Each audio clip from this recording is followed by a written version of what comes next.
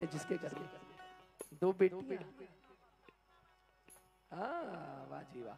आओ मैं अपनी बहन को डेडिकेट कर रहा हूँ, आप अपनी बहन अपनी बेटी को इस भजन उसको डेडिकेट कीजिएगा, उसके लिए सुनिएगा। आइए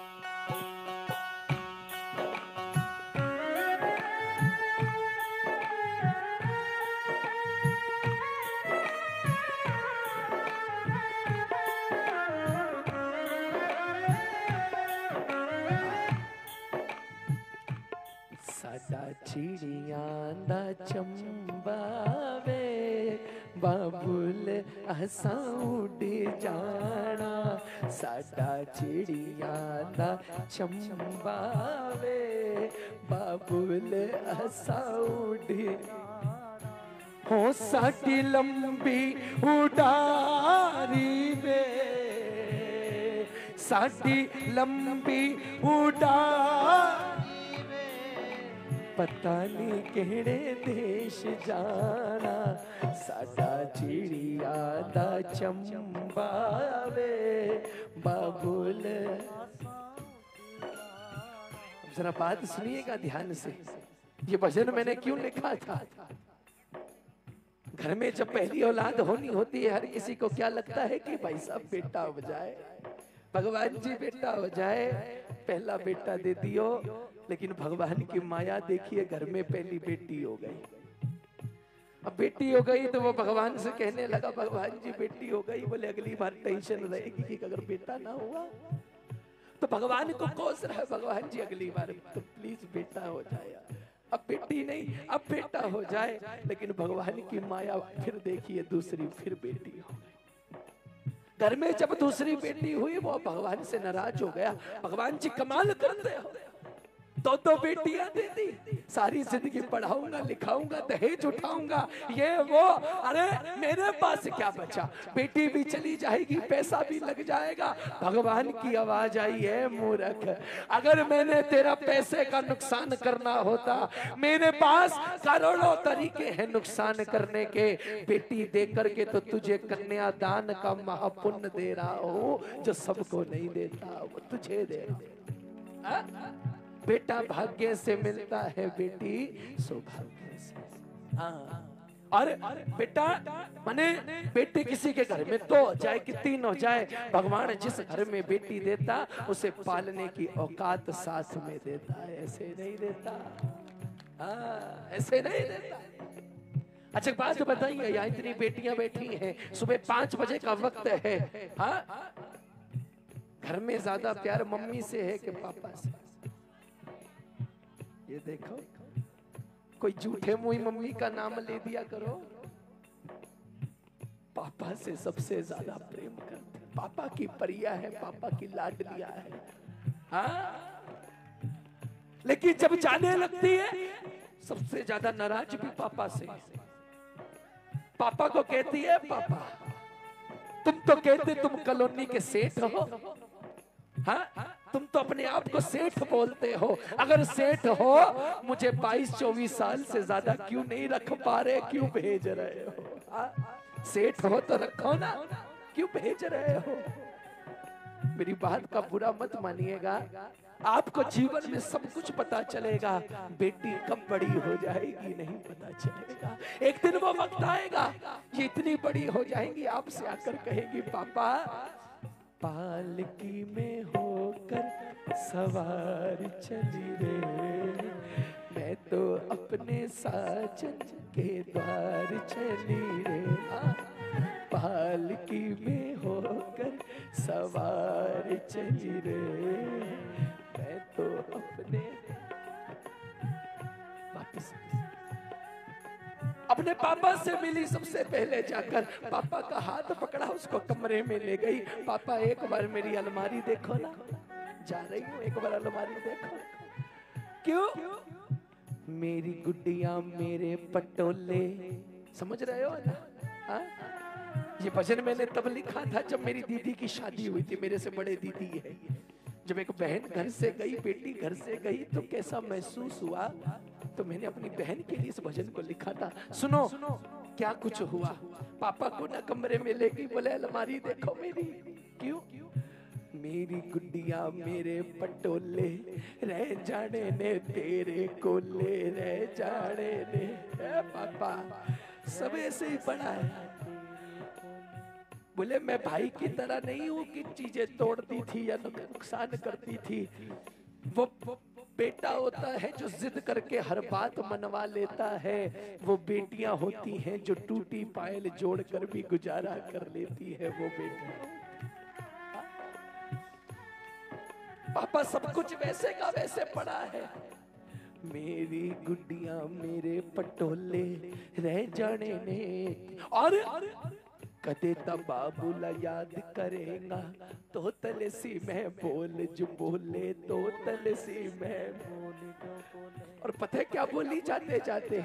साटी एनी यारी वे। बस ओ साटी एनी यारी पता नहीं केड़े देश जाना साडा चिड़िया दच। मैं आपसे एक बात कहूं, बुरा नहीं मानना। बेटी शादी से पहले कुछ भी मांगे ना उसे लाकर दे दिया करो, क्योंकि शादी के बाद जब कुछ लेकर जाओगे ना, बेटी बोलती है पापा अब इसकी क्या जरूरत थी, अब इसकी क्या जरूरत थी। एक बेटी ने ना जाते जाते पापा से आखिरी बात पूछी। बोले पापा सारे लोग कहते हैं कि बेटों पर दुनिया नाज करती है, क्या आपको कभी अपनी बेटी पर नाज हुआ? आपको कब ऐसा लगा कि मेरी बेटी है, मैं भगवान का धन्यवाद करता हूँ? कभी ऐसा लगा? पापा बोले एक बार लगा ना। पता है कब? बोले तेरे जन्मदिन पर मैं तुझे एक बार खिलौने की दुकान पे ले गया। मैंने खिलौने वाले से कहा मेरी बेटी का जन्मदिन है, इसे अच्छे से अच्छा खिलौना दे। खिलौने वाले ने बड़े बड़े खिलौने रख दिए आगे। बोले बेटा जो सबसे अच्छा खिलौना लगे उठा ले। बोले तू सारे खिलौने छोड़कर मुझे आकर लिपट गई कि पापा से अच्छा खिलौना कोई नहीं हो सकता। ये होती है बेटियां। लाडो चाली पी के द्वार, लाडो चाली करके चावल की बौछार करके चावल फेंक दिए ना जाते हुए। क्यों? बोले खुशियां मांगती है जितने झोली में चावल आ जाए घर वालों के। और मम्मी पापा अब रोज नहीं आऊंगी, अब तो आऊं तीज त्योहार, लाडो चाली रे लाडो चाली रे हो लाडो चाली रे। अच्छा एक बात बताऊं, आप बुरा नहीं मानिएगा, मैं छोटा हूं आपसे, हाँ बुरा मत मानना, सच कड़वा होता है। हाँ जी मैं इजाजत के साथ बोल रहा हूं। आज पता है बेटी होने का कोई ये दुख नहीं है कि हमें पढ़ाना पड़ेगा, लिखाना पड़ेगा, दहेज उठाना पड़ेगा ना। भगवान ने सबको इतना सक्षम बनाया है कि वो जैसे तैसे पढ़ाकर बेटी की शादी कर ही देगा। मेरी बात सुनना, बाबा की चौथ जगर, ये बहुत बड़ी बात बोल रहा हूं। माँ बाप को ये दुख नहीं है कि बेटी को पैसा लगेगा, दहेज लगेगा, ये करना वो करना, नहीं। मैं बताऊं क्या दुख है माँ बाप को? अपने जिगर के टुकड़े को पराए घर भेजना है, पराए देश भेजना है। जिसे रात को कांटा भी चुभ जाता था तो माँ बाप को नींद नहीं आती थी कि बेटी को दर्द है। जिसे कांटा भी चुभ जाए माँ बाप को नींद नहीं आती थी। पराए घर भेजना है, माँ बाप को सिर्फ एक बात का डर रहता है, अपने अच्छे से अच्छा घर ढूंढा है बेशक, मगर अगर गलती से कभी बेटी ने फोन करके ये बोल दिया ना मम्मी पापा मेरा यहाँ दिल नहीं लगता, वो माँ बाप ना जीने में रहते हैं ना मरने में रहते। वो माँ बाप कहाँ जाएंगे यार? वो कहाँ जाएंगे माँ बाप? आज हांसी के इस दरबार से ये सबसे बड़े देव है। कलयुग में इनके बाद इससे बात कोई नहीं सुने। 51वां उत्सव है, हांसी में चौथ जग रही है। सुबह 5 बजे बाबा के दरबार में चौथ को साक्षी मानकर मैं बाबा के चरणों में ये विनती कर रहा हूँ, हे श्याम बाबा, इनके 51 साल के कीर्तन का अगर कोई हांसी वालों को फल दे सके तो आज ये फल देकर जाना। इन घरों की बच्चियां जिसके भी घर में जाएं, कभी उस घर में कोई परेशानी ना आए, कोई दिक्कत, खुश रहे। जब भी फोन आए खुशी का आए, मम्मी पापा बहुत अच्छा घर ढूंढ, बहुत अच्छा। पापा से मिलने के बाद माँ से मिली, माँ जानबूझकर हंस रही है, बेटी ने समझ गई कि ये झूठा मूठा। तो बेटी बोली, माँ मेरी नू नहीं दिलासा, मेरी नू नहीं दिलासा, ए झूठा मूठा हंस दी हासा, झूठा मूठा इस कमली नू की पतासी, तुर जाना मैं वट के पासा, तुर जाना। और पता ही जाते जाते क्या बोली, बहन बोली, तू पढ़ने चला जाता है, पिताजी काम पर चले जाते हैं, मुझे इतनी दूर बिहा दिया और घर में अकेली कौन रह गई, कल्ली रह गई विचारी वे, ओ कल्ली रह गई विचार, पता नहीं मुड़ी कद आना। नरेश भाई, ये भजन से कुछ याद आया आपको? ये मेरा पहला भजन था जो इतना वायरल हुआ, और ये भैया जिनके साथ आज हम संगत कर रहे हैं, इनका एक चैनल है लाइव भक्ति संगीत, उसी चैनल के ऊपर पिछले साल इस भजन को डाला गया। 1 करोड़ से भी ज्यादा व्यूज आए, इतना प्रेम मिला सब भक्तों का, इतना आशीर्वाद। भजन की आखिरी बात मैंने पापा के लिए लिख दिया, मम्मी के लिए लिख दिया, आखिर में बताइए कौन सा रिश्ता रह गया? भाई बहन का। भाई बहन का रिश्ता पता कैसा होता है? 20-22 साल लड़ने झगड़ने का ना, लड़ते रहते, लेकिन जब शादी का वक्त आता है ना, सबसे ज्यादा वो कोने पे खड़ा होकर वही रो रहा होता है, दीदी जा रही है, वही रो रहा होता है कोने पे खड़ा होकर। हाँ, ओ वीरा दूर खड़ा रोवे, ओ वीरा दूर खड़ा रोवे, किसे ने चुप कराया नी, ओ वीरा दूर खड़ा रोवे, किसे ने चुप। दौड़ के गई भाई के पास और जाकर पता है क्या बोली है, भैया रो क्यों रहा है? अब तो खुश हो, मैं जा रही हूँ, कोई तेरे से लड़ेगा नहीं, सारा घर तेरा, पूरा सब कुछ तेरा, अब क्यों रो रहा है? लेकिन कहते जिसका जाता उसको पता, जो तन लागी। दौड़ के गई भाई के पास, जाकर देखो क्या बोली अपने भाई से, ए भैया 20 साल दा झगड़ा अपना, 20 साल दा झगड़ा, चल हुण अज मुका ले वे, 20 साल दा झगड़ा,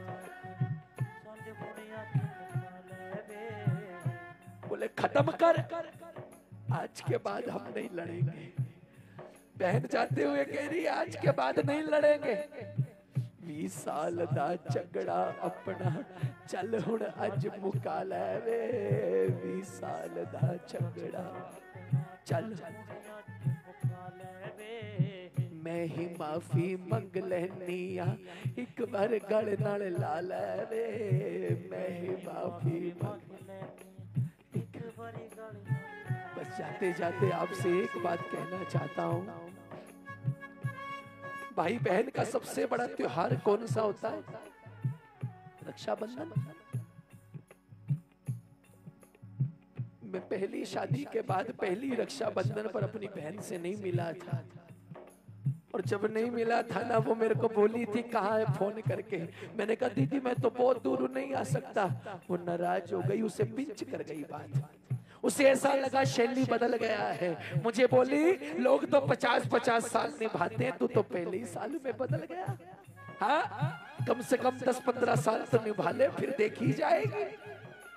भाई साहब यहाँ लग गई बात।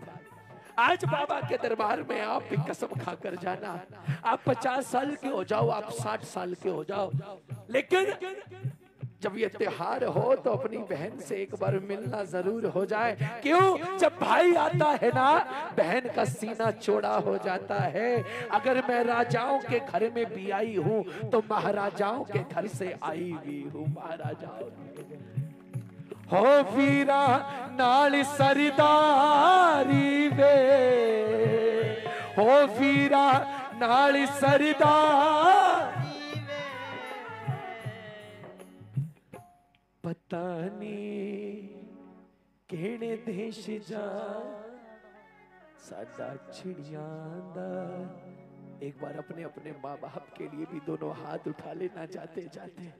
ये तो सच है कि भगवान है मगर फिर भी अनजान, धरती पे रूप माँ बाप का उस विधाता की पहचान। इसने अपनी माँ के वचन के लिए अपना शीश काट दिया। आप कभी माँ बाप का दिल दुखाकर इसके दरबार में मत आना, क्योंकि माँ के कहने से बाहर तो ये नहीं था। अगर आप बाहर हो गए तो ये पुकार नहीं सुनेगा। जब भी आओ पहले माँ बाप को पूछो, उसके बाद इसके दरबार में आओ। मुझे माफ करना ओम साईं, मुझे माफ करना ओम साईं, तुझसे पहले लूंगा मम्मी डैडी का नाम, तुझसे पहले लूंगा मम्मी। गलती